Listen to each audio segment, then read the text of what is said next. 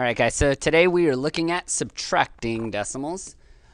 So what is the most important thing when you're either adding or subtracting decimals? There's one thing that you have to remember with no more than anything else.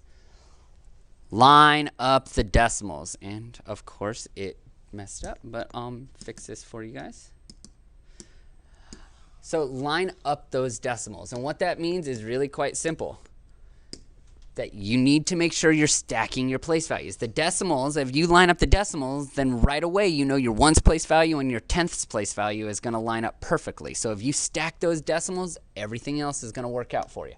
So let's go ahead and look at this one. So on this one, if you notice, I've got my decimals already lined up right here. So I've got tenths on top of tenths, hundredths on top of hundredths, my ones is on top of my ones. So now it's just like anything else. I first off just bring down my decimal and then I just subtract.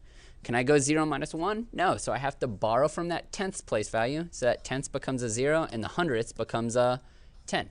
So then 10 minus 1 is 9. And I can't do 0 minus 4, so I have to borrow from the ones place value. So I borrow 1, 1, which is 1, 1 is 10 tenths. See? So are you seeing how we're still borrowing from here? And 10 tenths minus 4 tenths is going to leave me with 6 tenths. And then 5 minus 5 is 0. So 6 and 10 hundredths minus 5 and 41 hundredths is going to be 69 hundredths. Let's go ahead and try a couple more. What about on these ones? First off, let's just do a quick review. What place value is this right here? That is the tenths. And then we've already stacked our ones place value. So first thing you do, just bring your decimal down. 7 minus 1 is going to leave us with 6, which leaves us now to the ones place value. 6 minus 3 is 3. So our 6 and 7 tenths minus 3 and 1 tenth is going to give us 3 and 6 tenths.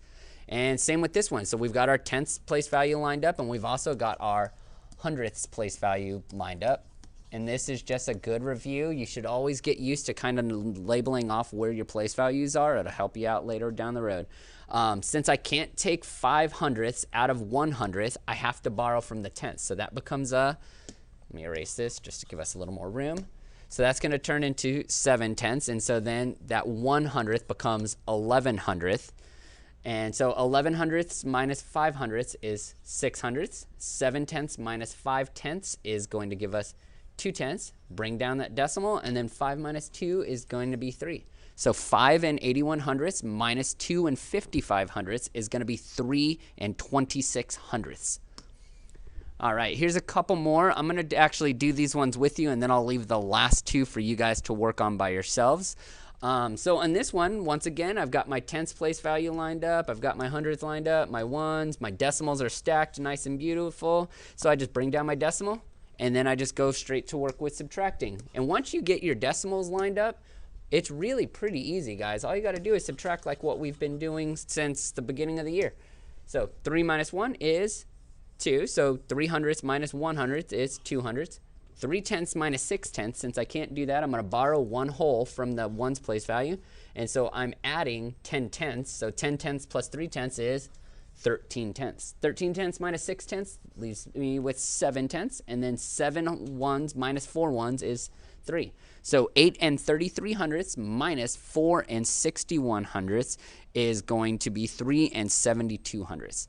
And our last one, once again, stack our decimal. We're going to borrow from the ones place value, and that's going to become a 6. That is going to become, instead of 1 tenth, it is now 11 tenths. 11 minus 8 is going to become 3 tenths, and 6 minus 1 is going to be 5.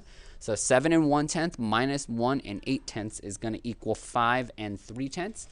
What I'd like for your homework is I'd like you to try these independently.